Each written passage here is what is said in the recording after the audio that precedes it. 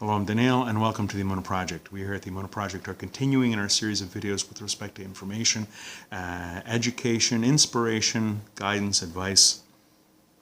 And some things are not always as clear-cut as they may seem. There are verses in the Torah which seem very straightforward. The truth, plain and simple. And to quote Oscar Wilde, the truth is rarely plain and never simple. I'll give you an example. In the 21st chapter of Leviticus, verse 7, it says, "And they, the Kohanim, the priests, shall not take," meaning marry, "shall not take a woman divorced by her husband." Priests cannot take divorcees as their wives. They can't marry divorced women. They can't take a divorced woman. One day, Rav Chaim Ozer Grodzinski, this was a real Gadol Hador, a great sage of his generation, a leading Torah scholar of pre-World War II Europe. And he was giving a shiur to his students in his house. In the middle of the shiur, this guy walks in, interrupts him, and he says, "Rebbe, ich bin a Chaim. I'm a Kohen. Meg ich nemen a gerusha? May I take a divorced woman?"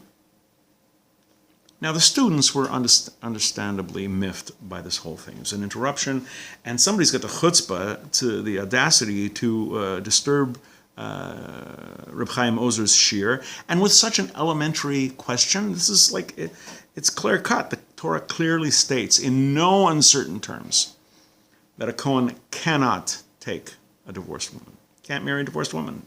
Open and shut. What aspects of this pasuk, of this verse, did he not understand? Reb Chaim Ozer looks up at the man, looks him over, thinks for a second, and he says, "Ja, avade." He says, "Yes, certainly. Ir mekt nemen a gerusha. You can take a divorced woman." The man thanks him very much and leaves. The students, you could have knocked them over with a feather. How could their great sage, their great teacher, this Gadol Hador, this great person of the generation, give a ruling that is clearly contradicts the Torah? Reb Chaim Ozer carries on like nothing happens, but eventually his students were confused, to say the least. And he noticed, as he was giving his shiur, Reb Chaim Ozer noticed that his students were they were there, but their minds were elsewhere. So he decided to address the issue. And he says, "You're probably wondering about my psak, my ruling to this question. Let me put your minds at rest. By the way, did you notice how the man was dressed? Did you notice the man's boots? Did you notice his riding gear? If you did, you would realize that this sincere, simple, honest Jew was a balagala. He was a carriage driver. He was a coach driver. He was a wagon driver. In his mind, he may have heard that a Kohen was not allowed to take, meaning to marry, a divorced woman, but he understood the word take literally. And consequently, he wouldn't take the divorced woman as a passenger that she wanted to ride somewhere. He was concerned that by taking her, a divorcee, as a passenger, he was violating the prohibition of the Torah. His students, respectful of Rav Chaim Ozer as they were, had a hard time dealing with this explanation. So one or two of them decided to go outside and to see if Reb Chaim's hypothesis was true. Sure enough, they went outside and discovered that what Rav Chaim said was absolutely true. He made a brilliant deduction. The woman, who they knew to be a divorcee, they knew who this woman was, she was preparing to board the wagon with her packages.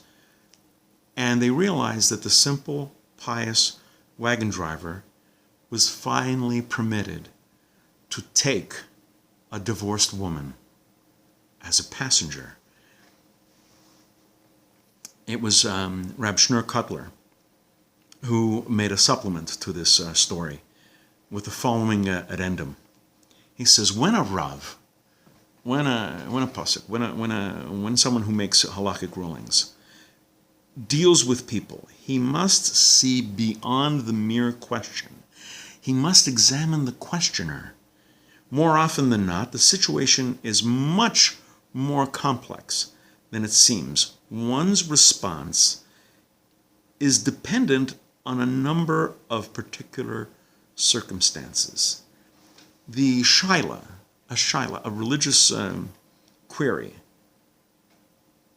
is hardly ever as uncomplicated as it seems. The personality of the questioner must be a factor in the halachic, the Jewish law quotient. Some people present questions from their own perspectives and in the manner that they want to be answered. A Rav who is a sage, someone who's perceptive, someone who is knowledgeable and wise, will penetrate the psyche of the questioner and perceive the question that the questioner is really asking. It's not just the question. Look at the people involved. Look who they are, why they're asking. What's the real question here? And then you get to the heart of things. We're going to be doing more videos along these lines. Please come back. Please watch. Please learn. And until next time, on behalf of the Emunah Project, I'm Daniel, and thank you too much.